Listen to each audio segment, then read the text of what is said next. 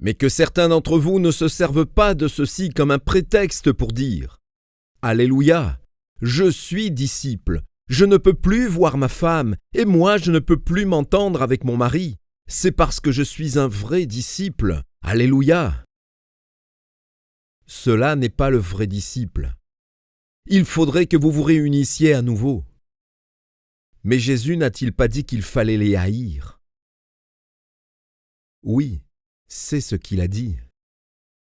Mais que voulait-il dire au fait? Il est nécessaire de voir cela dans l'ensemble de l'Écriture sainte. Il est très clair en voyant d'autres versets bibliques qu'il n'est pas question de haïr au sens littéral. Jésus a dit « Aimez vos ennemis ». S'il faut aimer nos ennemis, à combien plus forte raison devons-nous aimer nos maris et nos épouses? Alors ce n'est pas là l'explication. Quelle est-elle? Jésus voulait dire ceci.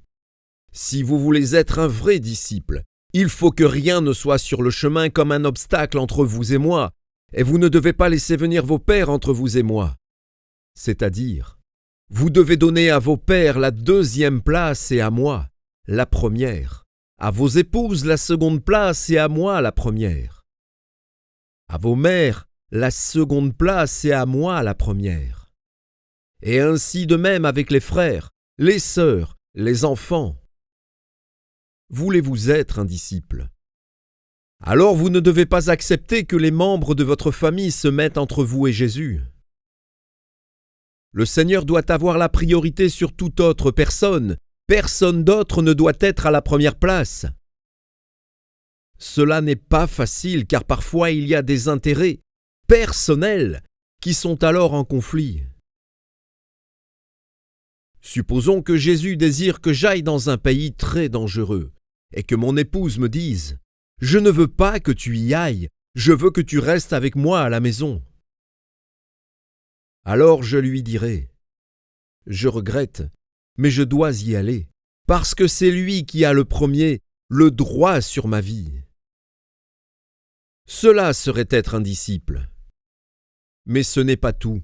Remarquez ce que Jésus a encore dit dans ce verset. Il faut haïr notre propre vie également. Cela ne nous laisse plus beaucoup pour nous-mêmes. Combien d'entre nous pouvons vraiment dire que nous haïssons notre propre vie? Bien sûr, le Seigneur ne parle pas là d'une haine au sens littéral. Il veut dire que même l'amour de notre vie ne doit pas l'empêcher d'accomplir sa volonté, que l'intérêt de notre vie ne doit pas annuler ses demandes sur notre propre vie. Je me rappelle avoir été en Indonésie il y a quelques années. Il était décidé que nous allions visiter une île tout près. C'était un voyage très dangereux. Le temps était très mauvais. Il fallait que nous volions sur un petit avion qui n'avait que 2 moteurs. C'était un vol de 8 heures et cela durant la saison des pluies. C'était tout à fait risqué. De plus, si le temps était très mauvais à notre arrivée, nous ne pouvions pas atterrir. Je n'étais pas très disposé pour y aller, mais les réunions étaient toutes préparées. Je pensais à ce verset de l'Écriture, « Haïr sa propre vie ». Alors j'ai dit, « J'irai, Seigneur ». Lorsque nous sommes partis ce jour-là, un moteur de l'avion ne fonctionnait pas bien, mais le pilote est quand même parti. Plus tard, nous avions des ennuis de moteur, et nous n'en avions qu'un qui fonctionnait véritablement. Les gens dans l'avion étaient presque tous en panique, et ils me regardaient pour reprendre assurance. J'essayais d'agir avec un grand calme, mais pour vous dire la vérité, j'avais peur. Je ne savais pas que cet avion ne pouvait pas voler avec un seul moteur, mais il a volé. Nous avons dû traverser une rangée de montagnes très élevées, et je me demandais si cet avion pourrait monter à une telle altitude avec un seul moteur. Mais il est monté. Je ne savais pas si le pilote pouvait atterrir avec un seul moteur, mais il a atterri parfaitement. Cependant, lorsque nous avons atterri, l'avion a pris feu mais il y avait 2 voitures de pompiers pour éteindre le feu. Voilà les risques qu'il faut que nous prenions quelquefois pour accomplir la volonté de Dieu. C'est quelque chose que de dire non à notre propre sûreté et aller de l'avant selon les plans du Seigneur. Dans l'évangile de Luc au chapitre 14 et au verset 27, le Seigneur dit ceci: « Vous ne pouvez pas être mes disciples si vous ne portez pas votre croix. » Ainsi, être un disciple implique la souffrance. La nature humaine cherche à éviter la souffrance. C'est tout à fait naturel. Mais un vrai disciple doit abandonner sa vie propre et être prêt même à souffrir pour la cause du Seigneur. Beaucoup de chrétiens ne sont pas des disciples parce qu'ils refusent absolument de souffrir. Dans le même chapitre, nous avons le verset 13. Puis dans l'évangile de Marc au chapitre 10, les versets 17 à 22. Cette histoire concerne le jeune chef riche. C'était un jeune homme qui avait remarquablement commencé sa vie. Il nous est dit qu'il vint auprès du Seigneur en courant, puis se mit à genoux dans la rue. Peut-être pensez-vous que c'était un homme très sérieux avec le Seigneur et avec lui-même, et qui aurait été un excellent disciple, mais il ne l'a pas été. Il a dit: « Maître, que dois-je faire pour hériter de la vie éternelle ?» Il a reconnu en Jésus le Maître et posé des questions concernant la vie éternelle. Et Jésus lui a donné sa réponse. Mais il répondit: « Tous ces commandements, je les ai observés dès ma jeunesse. Que me manque-t-il encore ?» Alors Jésus le lui dit. Jésus nous dit toujours la vérité si nous voulons la savoir, la connaître. Il lui dit la vérité. « Une chose te manque. Va, vends tout ce que tu as et donne-le aux pauvres. » Vous connaissez bien les conséquences de cette parole de Jésus. Lorsque ce jeune homme l'entendit, il devint tout triste. Il a fait demi-tour et il est parti sur son chemin. Jésus a mis le doigt sur la chose même qui n'allait pas pour lui. Il voulait que ce jeune homme abandonne ses possessions, mais son cœur y était attaché et le prix était trop élevé pour lui. Il a fait demi-tour et il est parti sur son chemin. Voici le billet avec le prix. Nous devons abandonner nos attaches humaines, ce qui ne veut pas dire absolument que nous devons cesser d'être attachés aux nôtres, mais nous devons abandonner ces attaches au Seigneur, de sorte que nous devons lui être attachés davantage qu'à quiconque. Deuxièmement, nous ne devons pas nous satisfaire nous-mêmes, vivant pour lui au lieu de vivre pour nous. Alors nous devons abandonner nos possessions, nos biens, ne pas être possédés par eux, mais possédant véritablement nos biens, lui permettre de nous posséder lui-même. Lorsque nous lui permettons de nous posséder, alors nous ne pouvons être possédés par nos biens. Lorsque nous sommes possédés par nos possessions, alors nous ne sommes plus possédés par lui-même. Et c'est là la différence. J'aimerais maintenant vous parler de l'appel du Maître. Nous trouvons l'un de ces appels dans l'évangile de Marc, au chapitre 1, les versets 16 à 18. Ces versets nous disent: « Comme il passait le long de la mer de Galilée, il vit Simon et André, frères de Simon, qui jetaient un filet dans la mer, car ils étaient pêcheurs. Jésus leur dit: « Suivez-moi, et je vous ferai pêcheurs d'hommes. » Aussitôt ils laissèrent leur filet et le suivirent. Le Seigneur appelait ses disciples afin qu'ils soient des disciples. Il les a appelés au milieu même de leur occupation. Ils jetaient justement leur filet dans la mer lorsque Jésus leur dit « Suivez-moi et venez auprès de moi. » Immédiatement, ils ont quitté leur filet et l'ont suivi. Jésus les a appelés au milieu de leurs occupations, ce qui ne veut pas dire qu'il faut que vous abandonniez votre travail, et pourtant il y a là une grande vérité. Le Seigneur nous appelle du sein de nos occupations, et il le fait de la manière suivante. pour que nous lui abandonnions nos occupations, pour que nos occupations ne nous empêchent pas de le suivre. C'est-à-dire qu'il veut que nous donnions à nos occupations une place secondaire et à lui la première place. Le même principe est trouvé dans les versets qui suivent. Jésus appela d'autres disciples, laissant leur père. Ce qui ne veut pas dire que chacun de vous devait fuir vos parents. Mais cela veut dire que nous devons leur donner une place secondaire dans notre vie, qu'ils ne doivent pas nous handicaper pour suivre le Seigneur. Dans ce récit, le Seigneur nous appelle hors de nos occupations, de nos liens sociaux, et il a même appelé ses disciples hors de leur confort.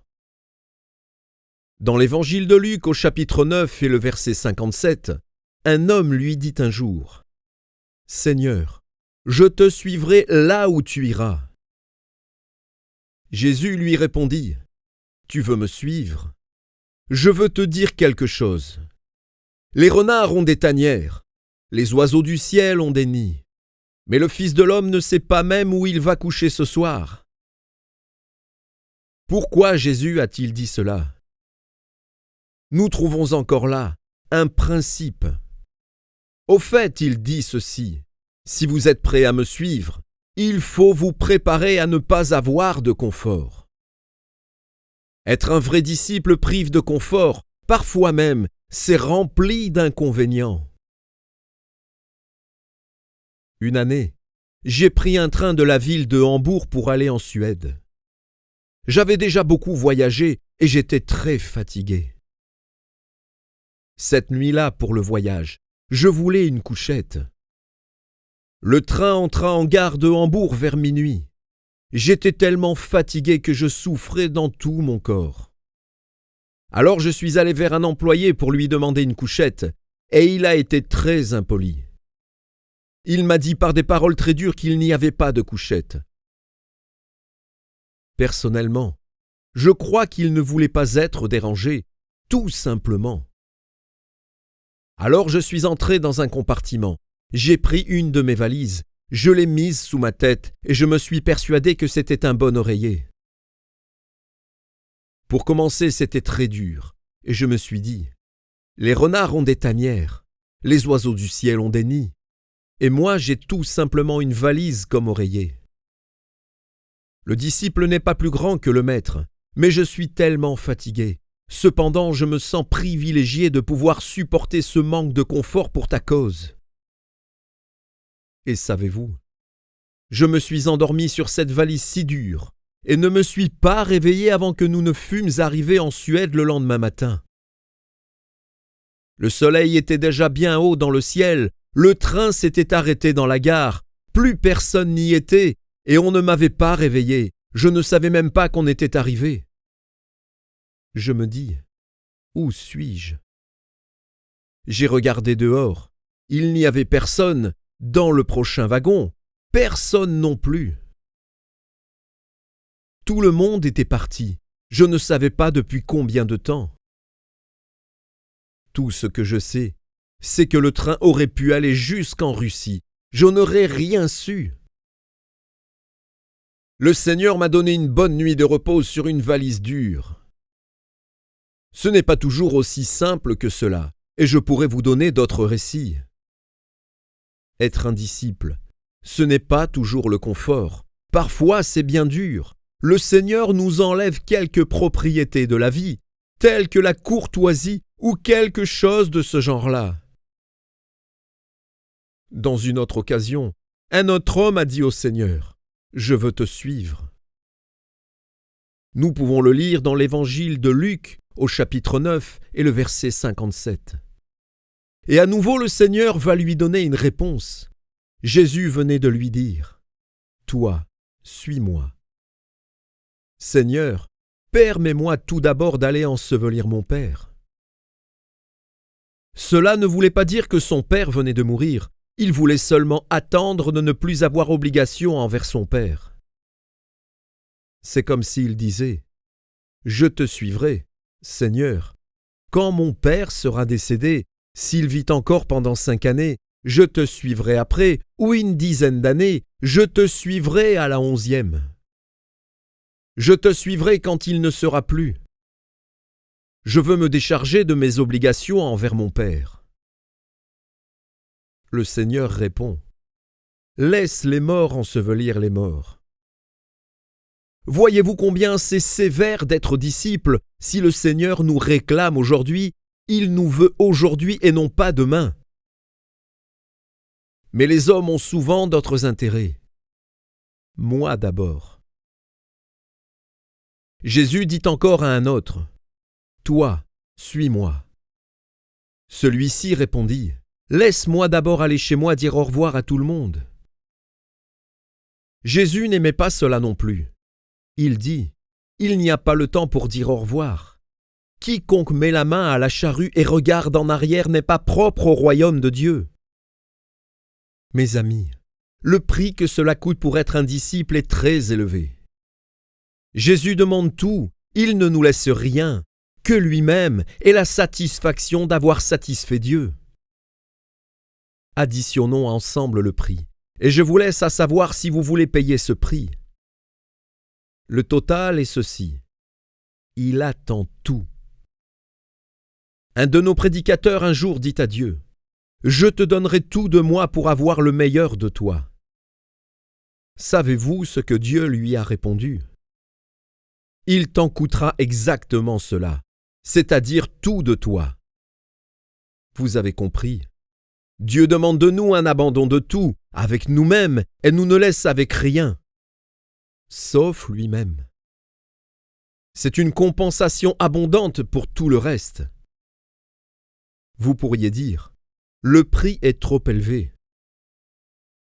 Je terminerai avec ces paroles que j'aimerais que vous puissiez penser. Le prix pour être un disciple est élevé, mais le prix du refus est encore plus élevé. Cela coûte tout d'être un disciple. Ce prix est cependant moindre à côté du prix à payer pour le refus d'être disciple. Lorsque nous lui donnons notre tout, alors il nous donne tout de lui. Et son tout est une compensation suffisante pour tout ce qu'il peut nous demander. Cela, mon ami, c'est le prix pour être disciple, et je crois que Jésus nous regarde, qu'il regarde sur notre visage, se demandant qui va payer le prix, et lui dire : « Je ne regarde plus au prix, Seigneur, je veux être un vrai disciple. » Que le Seigneur vous bénisse.